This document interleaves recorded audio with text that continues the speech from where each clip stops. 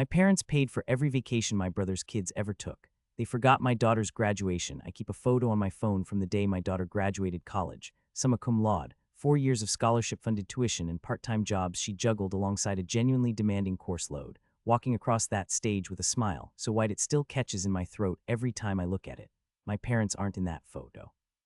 They aren't in any photo from that day, because they weren't there, having decided 3 weeks earlier that a previously scheduled trip to accompany my brother's kids to a theme park in Florida took priority over watching their only granddaughter on my side of the family complete the single largest academic achievement of her life. My name is Timothy. My wife Marilyn and I have one daughter, Catherine, and for as long as I can remember, our small family existed in a kind of quiet orbit around my parents' considerably more visible enthusiasm for my brother Gregory's family, which included 3 kids close in age, rowdy and outgoing in a way that seemed to draw my parents in more naturally than Catherine's quieter, more studious temperament ever did. I want to be careful here because I've spent a long time trying to be fair about this, examining whether I was simply a sensitive, resentful sibling reading unfair patterns into what might have just been ordinary, unremarkable differences in how grandparents relate to different grandchildren. I don't think that's what was happening, not anymore, not after I actually sat down and tallied it out. Gregory and I have always had a fairly easy, uncomplicated relationship as brothers, which I mention because I think it's worth being clear that this story isn't really about resentment between siblings, not directly, in the way some family conflicts are. Gregory himself, on more than one occasion over the years, actually seemed a little uncomfortable with how lopsided our parents' attention had become, mentioning once, almost apologetically, that he sometimes felt like Catherine deserved more of the spotlight than she got. He never pushed the issue much further than that observation, and I don't think it was really his responsibility to push our parents on their own choices, but I've always appreciated that he at least noticed the pattern too, rather than my having to convince someone close to it that it was real. The vacation pattern started early and never really let up. My parents both retired with a comfortable pension and some smart real estate investments from decades earlier, had the financial flexibility to travel extensively, and from the time Gregory's oldest was about 6, they made a habit of taking his kids on at least one significant trip every year, sometimes 2, Disney World twice, a cruise to the Bahamas, a ski trip to Colorado, a 2-week stint at a lake house they rented specifically for the whole extended family, though notably. The whole extended family, in practice, always seemed to somehow work out to mostly just Gregory's household plus my parents. Marilyn, who married into this family dynamic rather than growing up inside it, was often the one who noticed the pattern most clearly in its early years, before I'd fully let myself see it. She'd mentioned, gently, after a holiday where my parents spent the better part of dinner recapping details from an upcoming trip with Gregory's kids, that she found it strange nobody seemed to extend Catherine the same kind of anticipatory excitement. I remember, more than once, brushing off those observations, not because I disagreed exactly, but because fully agreeing meant admitting something uncomfortable about my own parents that I wasn't yet ready to sit with. It took years and ultimately Catherine's own graduation for me to finally catch up to what Marilyn had been quietly noticing all along. Catherine, over that same stretch of years, was invited on exactly one of these trips, a weekend at that same lake house when she was about 9, an outing that felt, even at the time, more like an afterthought extended out of obligation than genuine inclusion, given how visibly more attention Gregory's kids received throughout the weekend. I remember that particular weekend clearly, actually, because it crystallized something I didn't fully let myself acknowledge until years later. Catherine had brought a book along, something she'd been excited to read, and spent a good portion of the first afternoon curled up on a porch chair with it while Gregory's kids splashed in the lake with my parents cheering them on from the dock. At one point, my mother called out, cheerfully, "Catherine, don't you want to come try the water?" In a tone that sounded encouraging on the surface, but that Catherine, even at 9, seemed to register as a kind of gentle correction, an implicit suggestion that her preferred way of spending the afternoon wasn't quite the right one. She put the book down and joined them for about 20 minutes, dutifully, before drifting back to her porch chair once the moment had passed. I watched that whole exchange from a distance and told myself, at the time, that it was nothing, just an ordinary difference in how kids like to spend an afternoon. I think about it very differently now. I brought this up with my parents once, gently, when Catherine was around 12, framing it as a simple observation rather than an accusation, mentioning that she'd noticed her cousins going on all these exciting trips and had asked me more than once why we never got invited along. My mother's response, delivered with what I think she genuinely believed was reassuring warmth, was that Gregory's kids were just at that fun adventure age, and that Catherine, who preferred books and quiet hobbies to theme parks, probably wouldn't enjoy those kinds of trips as much anyway. I remember accepting that explanation at the time, or at least not pushing back hard enough to actually challenge it, telling myself that maybe there was some truth to it, that maybe Catherine's temperament really did make her a less natural fit for that kind of high-energy family vacation. Looking back now, I recognize that explanation for what it actually was, a convenient rationalization that let my parents avoid ever examining why their attention and resources flowed so consistently in one direction, dressed up as a thoughtful observation about my daughter's personality rather than what it actually represented, which was years of quiet, compounding favoritism that Catherine absorbed, in her own quiet way, far more deeply than any of us realized at the time. Catherine herself, when we eventually talked through all of this together years later, told me she developed her own private theory as a kid, that she simply wasn't as fun as her cousins, a belief she said she carried quietly for years without ever voicing it to Marilyn or me, assuming it was simply an accurate, if painful, read on her own personality, rather than a reflection of how unevenly our family had chosen to distribute its attention. Hearing her describe that private, years-long belief was one of the harder moments of this entire ordeal for me, understanding that a 9-year-old had quietly absorbed a story about her own inadequacy that had nothing to do with who she actually was and everything to do with choices the adults around her had made. The financial disparity, once I actually sat down and calculated it during the aftermath of everything that eventually happened, was significant enough to stop me cold. Between theme park trips, the cruise, the ski trip, and various smaller outings over roughly 15 years, I conservatively estimated my parents had spent somewhere in the range of $38,000 specifically on vacations and experiences for Gregory's 3 kids, an average that worked out to a little over $12,000 per child over that stretch.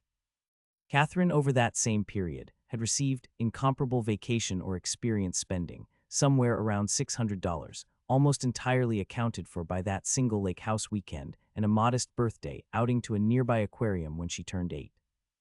I spent a full evening putting that spreadsheet together, working mostly from old family group chat photos and a handful of receipts my mother had, at various points over the years, forwarded to me for reasons I no longer entirely remember, maybe just wanting to share her excitement about an upcoming trip.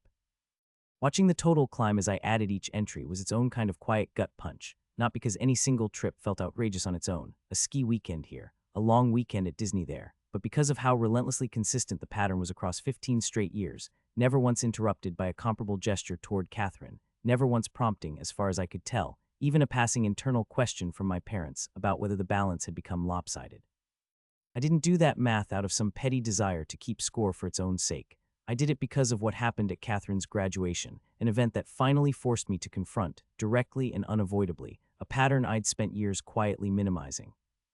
Catherine's graduation date had been on the family calendar for almost a year, mentioned repeatedly at holidays, texted directly to my parents with the specific date and time months in advance, the kind of milestone I genuinely believed, right up until 3 weeks before it happened, that my parents wouldn't dream of missing. My mother called on a Tuesday evening, her tone carefully casual in a way that, even before she got to the actual point of the call, put me on edge.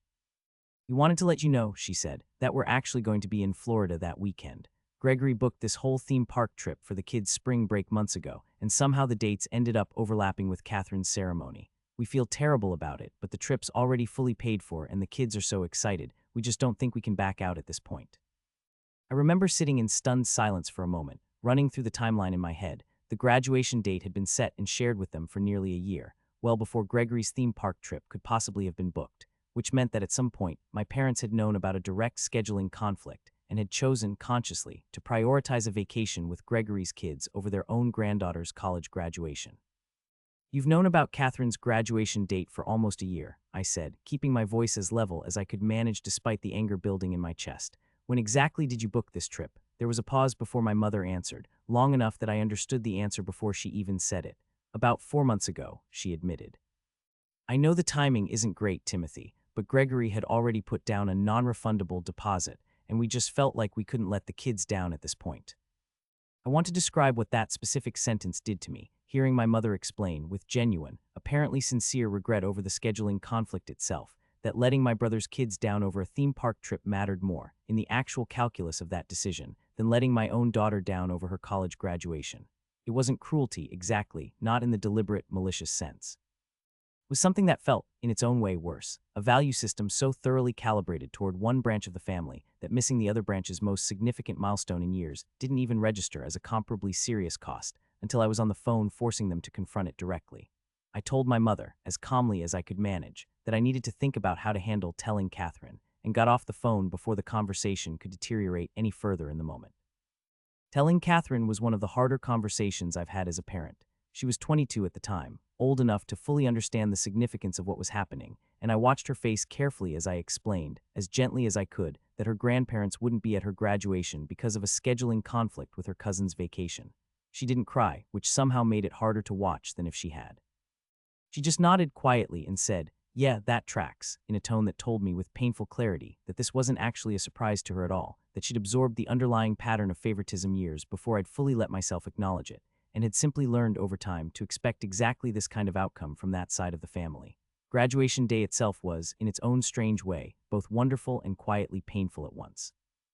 Marilyn and I sat in the audience with my in-laws, who'd driven 6 hours to be there, cheering as loud as we could when Catherine's name was called, and I remember scanning the crowd, almost involuntarily, for two empty seats that had no reason to be empty, before catching myself and refocusing entirely on my daughter crossing that stage. Catherine, for her part, seemed to genuinely enjoy the day regardless, surrounded by friends and the family who had shown up, and I've tried in the time since to hold on to that image, her joy, rather than dwelling exclusively on the absence that colored the day for me as her father in a way I don't think it fully did for her. That response from Catherine, more than anything my parents had said or done directly, was what finally moved me from quiet, long-simmering resentment into something more decisive.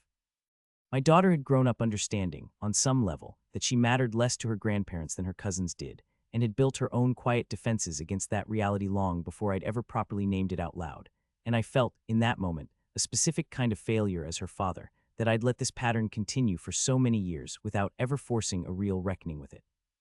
Marilyn and I talked at length in the weeks leading up to the graduation about how to handle things going forward, and we ultimately decided together that we needed to have one clear, direct conversation with my parents, not to relitigate every vacation over 15 years, but to name the pattern plainly and set expectations for what our relationship with them would look like moving forward if nothing changed. That conversation happened about a month after the graduation, at my parents' house, Marilyn beside me for support. I laid out the numbers I'd calculated, not accusingly, but factually the vacation spending disparity, the missed milestones, culminating in the graduation itself, and told them directly that I understood grandparents sometimes connect more naturally with certain grandchildren, that dynamics like that happen in every family to some degree, but that the scale and consistency of what had happened here went well beyond normal variation, and that Catherine deserved better than what she'd received. My mother's initial reaction was defensive, insisting the vacation spending had never been intended as any kind of statement about who mattered more, that Gregory's kids had simply always been more enthusiastic about that specific kind of trip. I pushed back gently but firmly, pointing out that enthusiasm alone didn't explain 15 years of an almost perfectly one-sided pattern, that at some point, a parent notices a child isn't being included and makes an active choice about whether to correct that or simply let it continue. She didn't have a strong response to that specific framing, and I watched her expression shift slowly, from defensiveness into something closer to genuine discomfort, as though she were, for perhaps the first time, actually running the numbers herself rather than simply trusting her own comfortable narrative about why things had unfolded the way they had. My father, who'd stayed mostly quiet through the conversation up to that point, finally spoke, and what he said surprised me, more thoughtful than I'd expected given how defensively my mother had responded weeks earlier on the phone. "I think we got comfortable with an easy rhythm with Gregory's kids," he said, loud, always wanting the next big trip, and somewhere along the way, we just kept saying yes to that rhythm without ever stopping to notice we weren't extending the same effort to Catherine. I don't have a good excuse for missing her graduation. That one's just on us. I remember being genuinely caught off guard by how directly he took ownership of it, given that my mother had usually been the more talkative one in family conversations over the years, my father typically content to nod along rather than lead. Something about hearing him say it plainly, without hedging or softening it into something more palatable, landed differently than I expected, and I think it's part of why the following months of course correction felt more sustainable than I might have predicted going into that dinner. My mother, watching him say it, seemed to visibly recalibrate her own position too, softening from the defensiveness she'd led with earlier into something closer to genuine reflection by the time the conversation wound down. It wasn't a complete resolution, not by any measure, but it was more honest acknowledgement than I'd expected, and it opened the door to a longer, harder conversation over the following months about what an actual course correction might look like. My parents have, to their credit, made real efforts since then, a dedicated trip with just Catherine the following year, more consistent birthday and holiday attention that doesn't require me to prompt or remind them, small but concrete signs of a genuine attempt to recalibrate rather than simply apologize and continue the old pattern unchanged. Catherine, for her part, has been more guarded than forgiving, which I think is entirely fair given how many years of patterns she's working from. She's let her grandparents back into her life carefully, on her own terms, without fully extending the kind of warmth she might have if this had been addressed years earlier, rather than after a milestone, as significant as her own graduation, had already come and gone without them. Dedicated trip my parents took with Catherine the following year, a long weekend at the coast, just the three of them, was, according to Catherine, both meaningful and strange in equal measure. Meaningful because it was the first time in her life she'd had that kind of undivided attention from them. Strange because she couldn't fully shake the awareness of how much had to go wrong first before they finally offered it. She told me after that trip that she'd caught herself, more than once over the weekend, waiting for some sign that the effort was temporary, a performance for my benefit rather than a genuine shift, and that it had taken her most of the 3 days to start letting her guard down even slightly. That specific hesitation, more than anything else, told me how deep the earlier pattern had actually cut.